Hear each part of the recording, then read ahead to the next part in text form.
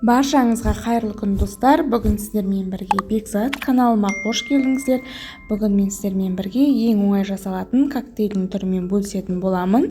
Бұл коктейльдің жасалу жолына бізге керегі алма, банан және де 200 грамм сүт қажет болады. Алманы осылай екі бөлікке бөліп және де керек емес жерлерін пышақтың көмегімен алып тастаймыз. Және де осы алманы тағы да бөлікке бөлеміз. Мінекей дәл осылай екінші алманы да бөлеміз және де бананды қабығынан тазартып, бананды да бірнеше бөлікке бөле отырып, одан кейін блендердің стаканына салып, үстіне 200 грамм сүтті құя отырып, блендердің көмегімен езетін боламыз.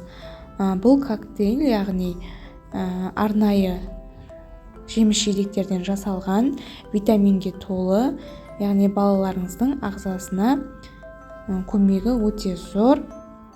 Осылай қолдан коктейль жасап берсеңіздер, отбасыларыңыз, балаларыңыз өте қуанып қалушы еді. Сондықтан сіздермен бірге осы коктейльдің рецептісін бөлісуге жөн көрдім. Менің видеом сіздерге ұнап жатса, достарыңызға, бауырларыңызға бөлісе отырыңыздар. Және де менің каналыма тіркелмесеңіз, тіркеліп қоюды ұмытпаңыздар. Менің каналымда үй жағдайында жасалатын барлық тағамдардың түрлері бар.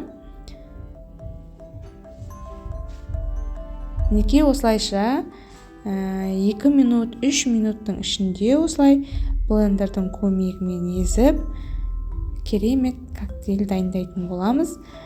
Менің балдарыма өте қатты ұнады, және де 1 жастан асқан балама, яғни пюре, агуша, ешқандай ештеңе сатып алмай, осылай жеміс-жидектерді езу арқылы коктейль, пюре жасауға өте ыңғайлы.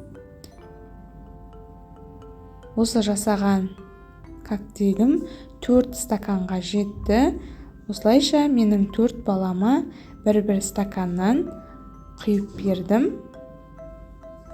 Сіздерге ұнап жатса, видеома лайк басып, комментария қалдырып, және де қоңырауша белгісін басып қойыңыздар. Келесі видеоны